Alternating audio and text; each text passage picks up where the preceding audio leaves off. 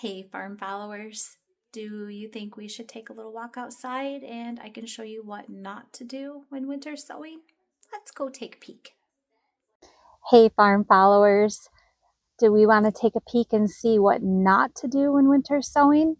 So this year we gave winter sowing in containers a try and we had some good germination. Things have been looking pretty good. We planted everything out on 2/14. Today is 3/30.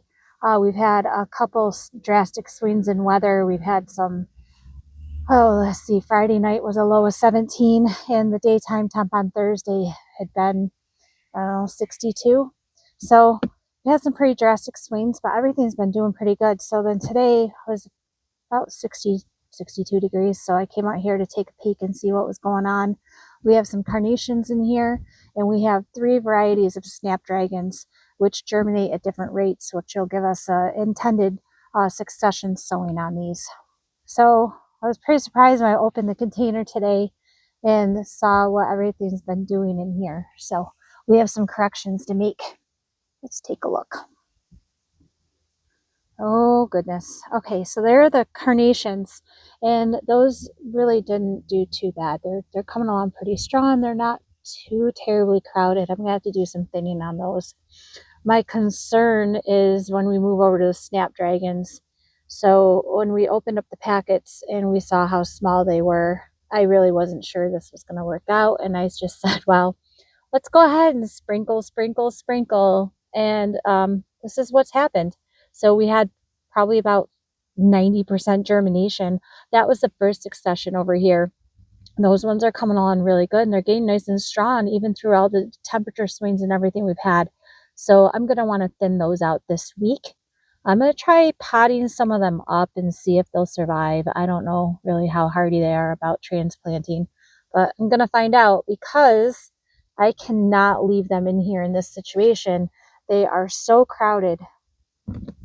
What's going to happen if I don't take care of this and thin some of those out? They're all competing for the same nutrients. They're all competing for the same light. As they grow bigger, they're just going to tap each other out. So I'm gonna have to go ahead and revisit this bucket this week and see if I can salvage any of these. I mean, some of these I'm going to salvage for sure, and they're going to be fine. And I'm going to have beautiful early blooms. We're trying to bridge the gap between our spring bulbs coming in, our daffodils, our tulips, our crocus. Those are all starting to show. I have a whole bunch of crocus that are already up and open. Daffodils should be coming along next, and then we've got a bunch of tulips that will be coming in. None of those are production. Those are all just for show. We do have production tulips up on top of the hill.